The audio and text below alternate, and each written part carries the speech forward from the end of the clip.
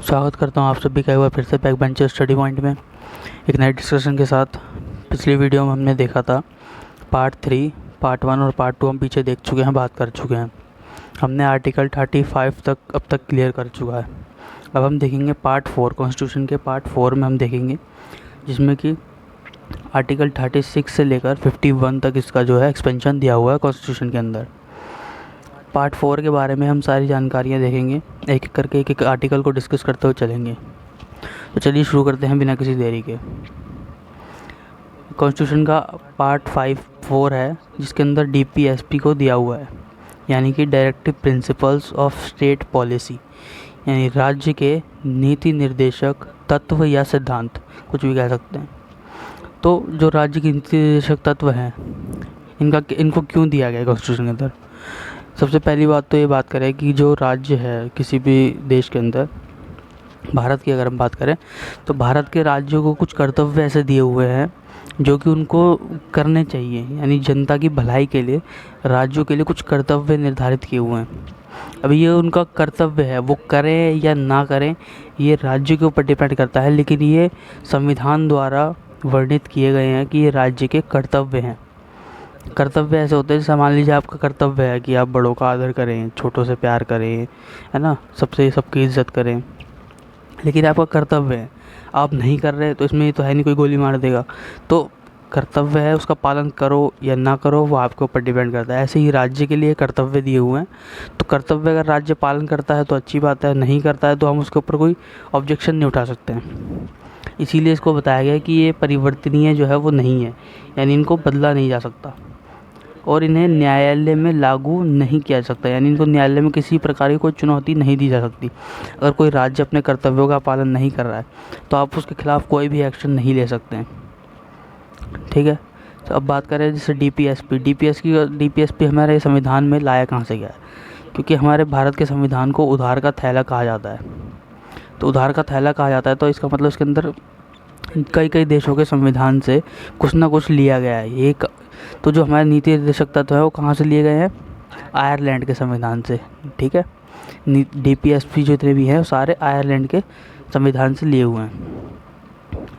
अब हम बात करते हैं आर्टिकल वाइज, एक एक आर्टिकल को डिस्कस करते हैं। पहला है आर्टिकल 36। आर्टिकल 36 क्या कहता है, इसके अंदर दी हुई राज्य की परिभाषा, जो कि मैं आपको पिछली वीडियो में भी बता चुका हूँ। आर्टिकल 12 के अंदर भी राज्य की परिभाषा जो है वो दी हुई है। इसी तरीके से आर्टिकल 36 में भी सेम राज्य की परिभाषा ही दी हुई है। राज्य की परिभाषा में राज्य क्या होता है कि संघ की सरकार, राज्य के अंतर्गत क्या क्या आता है, संघ की सरकार, संसद, प्रांत की सरकार और वह उसका विधानमंडल, सभी स्थानीय पदाधिकारी और अन्य प्राधिकारी जितने भी हैं, मतलब जितने भी प्राधिकारी वगैरह स्टेट के हैं, वो सारे ये सब मिलके क्या बनाते हैं, एक स्टेट बनाते हैं। अन्य पदाधिकारी में जैसे अर्धशासकीय निकाय, जैसे केवीएस, एनवीएस, इसी तरह के जो निकाय होते हैं, ये सब अन्य पदाधिकारियों में आ जाते हैं। तो ये थी हमारी राज्य की परिभाषा, जो कि हम आर्टिकल 12 में भी पढ़ चुके हैं। नेक्स्ट हम देखते हैं आर्टिकल 37। इसमें दिया है कि नीति निर्देशक तत्व को लागू करने वाली विधियाँ।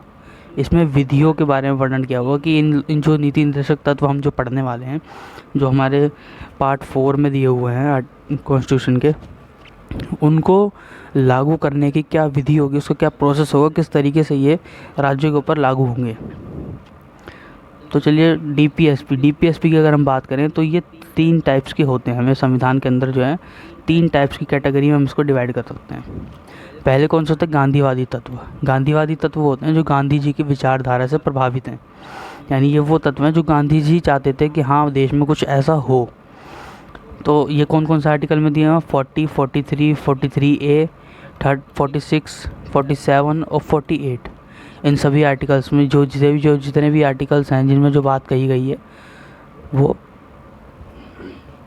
गांधी जी की विचारधारा से प्रभावित है। नेक्स्ट आता है समाजवादी तत्व, ठीक है। समाजवादी तत्व जो होते हैं जो समाजवाद की विचारधारा से प्रभावित है। ये किस किस में है, 38, 39, 39A, 41, 42, 43 और 47। इसी प्रकार उदारवादी तत्व दिए हुए हैं कुछ, जो कि उदारवादी विचारधारा से प्रभावित है।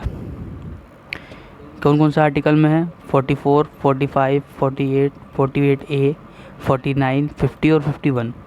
तो इन सभी आर्टिकल्स को हम सीरियल वाइज एक एक करके सबको डिस्कस करते हुए चले जाते हैं। ठीक है, मैंने आपको बता दिया कौन सा किस विचारधारा से प्रभावित है। अब आते हैं आर्टिकल 38 पर। 38 में क्या कहा गया है कि राज्य जो है वो नागरिकों हेतु एक समान सामाजिक व्यवस्था लागू करेगा जिससे कि नागरिकों को सामाजिक, आर्थिक और राजनीतिक न्याय मिल सके। यानी कि जैसे हमारे इतिहास की अगर हम बात करें तो इतिहास में हम देखते हैं, अगर हम एंशिएंट हिस्ट्री में जाएं, जो वर्ण व्यवस्था हमारे यहाँ जो थी वो लागू थी समाज के अंदर, यानी ब्राह्मण, क्षत्रिय, वैश्य और शूद्र। तो ये जो वर्ण व्यवस्था लागू थी इससे क्या था, समाज, ये एक सामाजिक व्यवस्था है। इससे समाज के अंदर भेदभाव, आर्थिक रूप से, राजनीतिक रूप से, मतलब भेदभाव उत्पन्न हो गया था। इसी तरह मिडावल में हम आते हैं, उसके बाद फिर अंग्रेज आ गए। अंग्रेज़ों ने क्या करा, धर्म के नाम पे हमें बांट दिया, मुसलमान, हिंदू, मतलब हमें जाति के नाम पे ना सही, उन्होंने फिर हमें धर्म के नाम पे बांटा।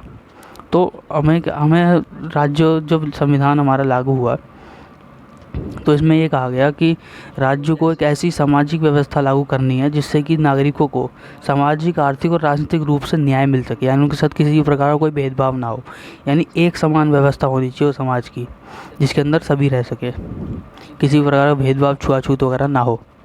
नेक्स्ट है आर्टिकल 39।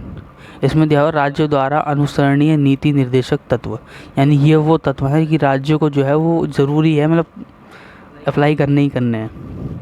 कौन कौन से इसको देख लेते हैं। आर्टिकल 39 का क्लॉज 1 क्या कहता है कि पुरुष और स्त्री दोनों को आजीविका के पर्याप्त साधन प्राप्त करने का अधिकार होना चाहिए, यानी कि जो उसकी आजीविका है, जितना भी उसका रहन सहन का जितना भी खर्चा है पूरा, उसके जो साधन आज के टाइम पे जैसे हम देखें तो पैसा, तो 39 का क्लॉज 1 कहता है कि जो पुरुष है और जो स्त्री है उन दोनों को ये अधिकार होना चाहिए कि वो अपनी आजीविका के लिए पर्याप्त साधन प्राप्त कर सके, यानी वो अपना काम वाम करके, अपना जो भी जॉब वगैरह करके, पुरुष और स्त्री दोनों को ये अधिकार होना चाहिए। तो ये लागू कौन करेगा, राज्य द्वारा। नेक्स्ट है आर्टिकल 32 का क्लॉज 2।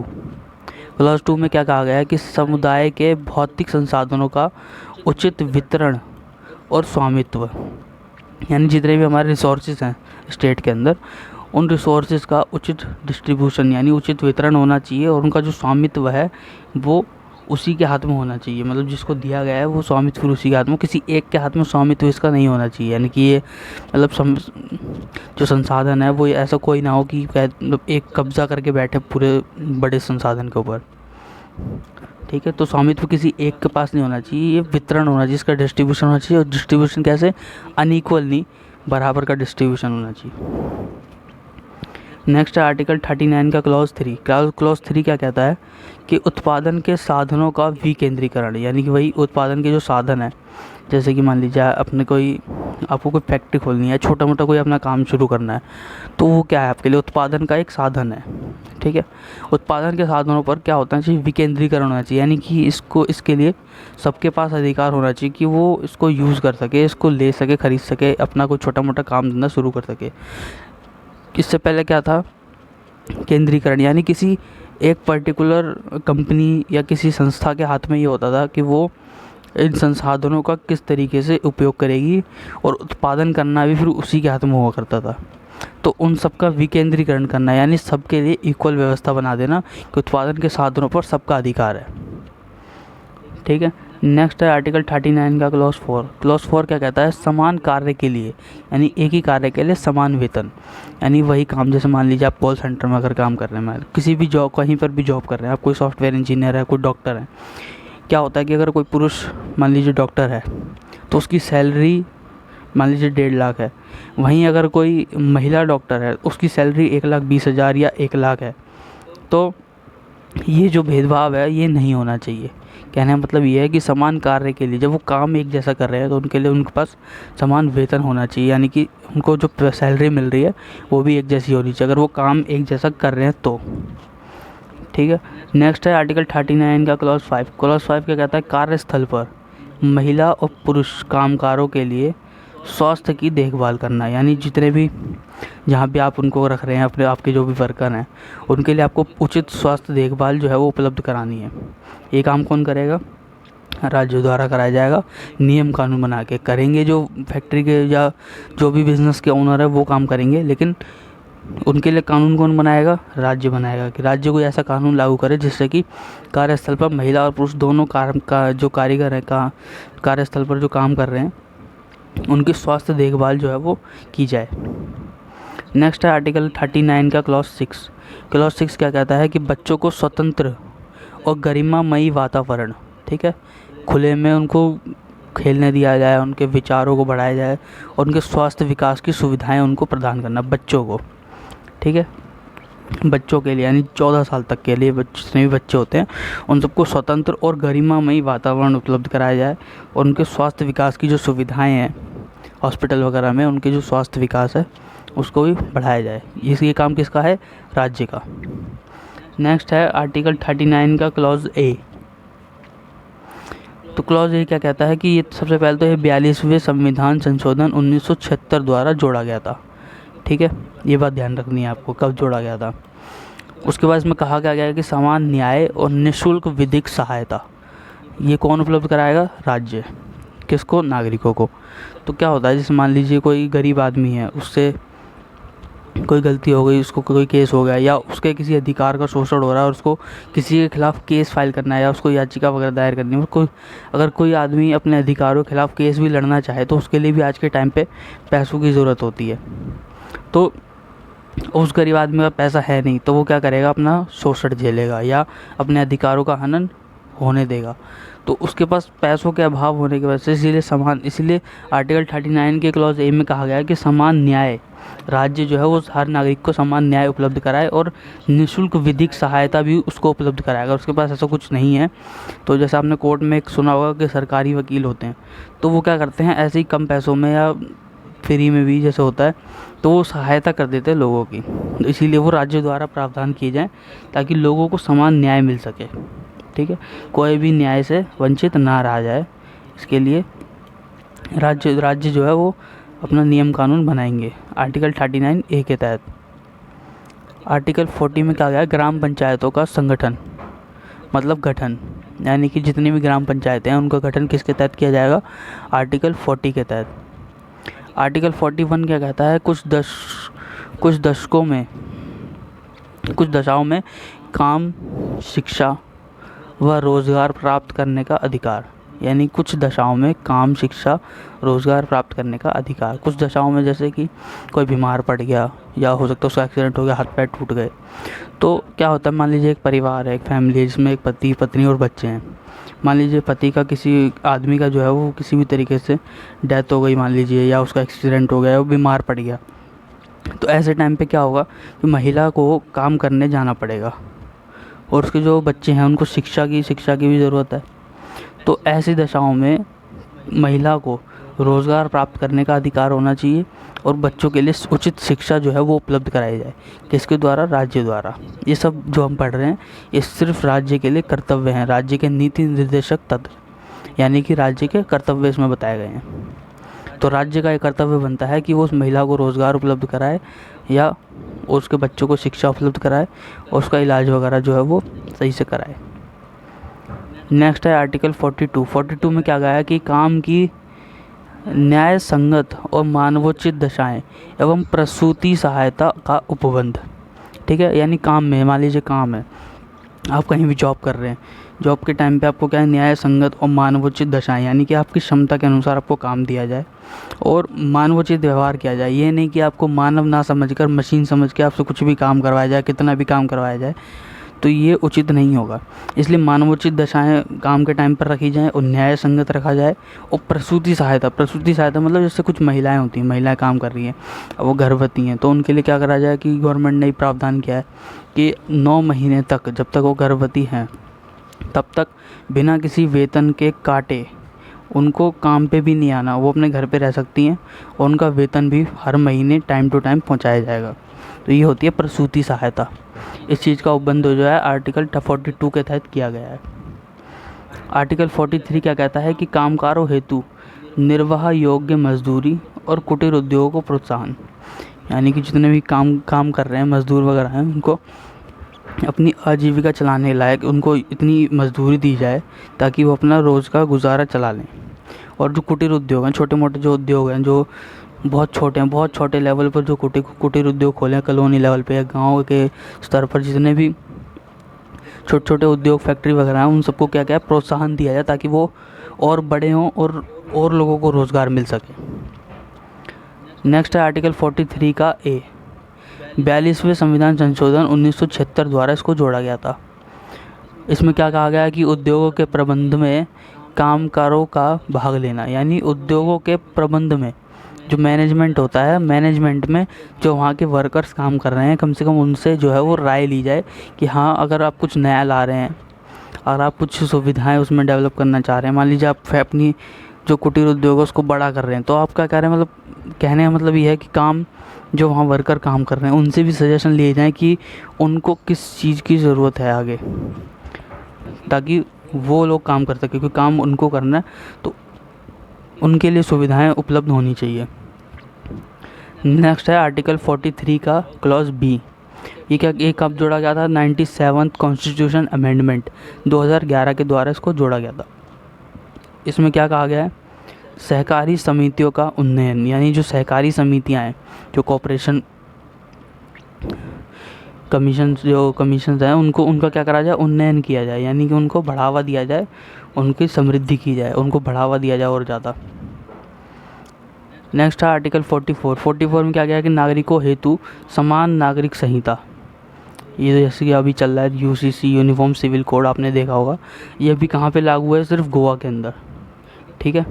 ये अभी पूरी तरीके से सिर्फ गोवा के अंदर लागू है कानून, यूसीसी, यूनिफॉर्म सिविल कोड। इसमें क्या होता है? समान नागरिक संहिता क्या होता है कि सभी धर्मों के लिए, सभी नागरिकों के लिए एक देश के अंदर एक ही तरीके का कानून होगा। किस किस विषय पर होगा? एक तो मैरिज पर, दूसरा डिवोर्स पर, तीसरा गोद लेने के ऊपर, गोद लेने की जो प्रक्रिया है, और चौथा होगा उत्तराधिकार पर। तो इन 4 विषयों पर जो भी कानून है, क्या होता है कि हमारे देश में मुस्लिम धर्म पर विवाह करने के अलग नियम है, हिंदू धर्म में विवाह करने के अलग नियम है, अलग प्रक्रियाएं हैं, जैन धर्म में अलग हैं, क्रिश्चियन में अलग हैं। तो इस तरीके से ये सब अलग अलग होने के कारण क्या होता है, जैसे मान लीजिए डिवोर्स है, डिवोर्स में क्या होता है, मुस्लिम में 3 तलाक हुआ करता था, कि हिंदू धर्म में ऐसा कुछ है नहीं, ऐसी क्रिश्चियन में, जैन में, सब में अलग अलग है। तलाक का जो बंद है वो अलग अलग है।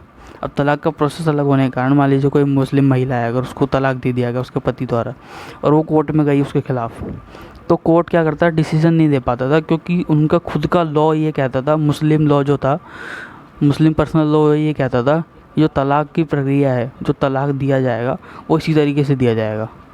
तो वो किसी कानूनी कार्रवाई को नहीं मान सकते थे, और सुप्रीम कोर्ट भी डिसीजन नहीं दे सकता, क्योंकि मुस्लिम पर्सनल लॉ जो है वो लागू है। तो इन सब समस्याओं को दूर करने के लिए समान नागरिक संहिता को लाना बहुत ज़रूरी है, जिससे कि शादी और डिवोर्स, मैरिज, डिवोर्स, और जो उत्तराधिकार है और गोद लेने की जो प्रक्रिया है, ये सब कुछ क्या कर दी जाए? समान कर दी जाएगी, ठीक है। सभी धर्मों के लिए एक जैसा कानून बना दिया जाएगा। नेक्स्ट देखते हैं आर्टिकल 45। आर्टिकल 45 क्या कहता है कि 6 वर्ष तक के बच्चों हेतु निःशुल्क व अनिवार्य शिक्षा की व्यवस्था कराना। किसका काम है? राज्य का। ये पहले था 6 वर्ष, फिर इसको 6 से 14 वर्ष कर दिया गया। आफ्टर 86 कॉन्स्टिट्यूशन अमेंडमेंट 2002 के तहत इसको फिर से 6 वर्ष जो है वो कर दिया गया, यानी अब 6 वर्ष तक के बच्चों के लिए 6 वर्ष तक के बच्चों के लिए जो है निःशुल्क शिक्षा और अनिवार्य शिक्षा जो है वो 6 वर्ष तक तो कम से कम राज्य जो है वो उनको शिक्षा दिलाए, ये राज्य का काम है। नेक्स्ट है आर्टिकल 46 क्या कहता है कि अनुसूचित जातियों, जनजातियों और अन्य जो दुर्बल वर्ग हैं उनके लिए अर्थ और शिक्षा संबंधी हितों का अभिवृद्धि, यानी जितनी भी अनुसूचित जातियाँ और जनजातियाँ हैं या जो और अन्य जो पिछड़े वर्ग हैं उन सबके सामाजिक उत्थान के लिए उनको अर्थ और शिक्षा संबंधी जो उनके हित हैं उन सब में बढ़ोतरी की जाए। किसके द्वारा? राज्य द्वारा, ताकि उनका समाज में उत्थान हो सके, उनकी उन्नति हो सके और वो सामाजिक रूप से पिछड़े ना रहें, ऊपर उठ के आ सके। नेक्स्ट है आर्टिकल 47 क्या है? पोषाहार स्तर और जीवन स्तर को ऊंचा करने और लोक स्वास्थ्य का सुधार करने का राज्य का कर्तव्य है, ठीक है। पोषाहार स्तर मतलब पोषण के लिए, जैसे कि कई लोग होते हैं जिनको पोषण जो है पूर्ण नहीं मिल पाता, किसी न किसी कारण, या पैसे के अभाव के कारण, गरीबी के कारण किसी भी तरीके से उनको जो है पोषण पूरा नहीं मिल पाता, जिससे कि उनका जीवन स्तर गिर जाता है। तो पोषण स्तर और जीवन स्तर को सुधारने का काम किसका है? राज्य का। और जो लोक स्वास्थ्य सेवाएं हैं उनमें सुधार करने का काम ये राज्य का कर्तव्य है। करे ना करे वो राज्य के ऊपर है। ठीक है। नेक्स्ट है आर्टिकल 48। 48 में क्या कहा गया है? कृषि एवं पशुपालन का संगठन। ठीक है, कृषि और पशुपालन के विकास के लिए संगठन बनाया जाए। और नेक्स्ट है आर्टिकल 48A। 48A में क्या कहा गया है? पर्यावरण की सुरक्षा, संवर्धन और वन और वन्य जीवों की रक्षा ये किसके द्वारा की जाएगी? राज्य द्वारा। ये कर्तव्य किसका है? राज्य का। किसका काम? पर्यावरण की सुरक्षा करना, उसमें संवर्धि करना, और वन यानी जंगल और वन्य जीव जो जंगली जानवर है उन सब की रक्षा करना किसका काम है? ये राज्य का।